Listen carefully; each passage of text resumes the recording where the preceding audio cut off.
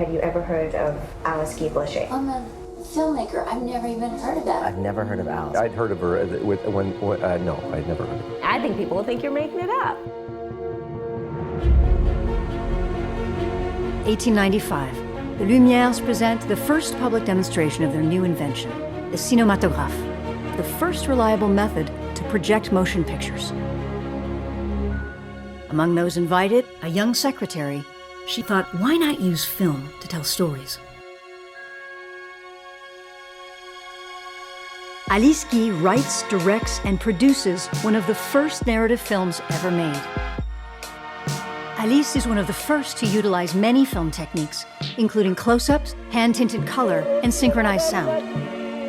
Alice founds her own company, where she directs and manages all aspects of production. Following a 2-decade career comprised of 1,000 films that she wrote, directed, or produced, Alice disappears from filmmaking. How could such an important figure in the birth of cinema not be known? I was determined to do something about it. My name is Pamela Green, and I'm working on a documentary. Alice Guy-Blaché.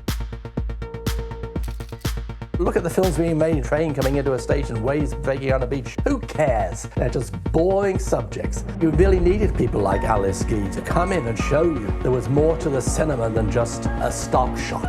She might be really one of the very first directors in the history of film. These are things that connect directly to her. This is it. The remains of the family artifacts. Alice Guy-Blaché, an interview with Simone Blaché. Oh my God! The acting and the scope of what she's shooting were beautiful, artistic shots. She was a filmmaker of rare sensitivity with a remarkably poetic eye. Most of her films were lost. The stories in the films that did survive were groundbreaking and innovative.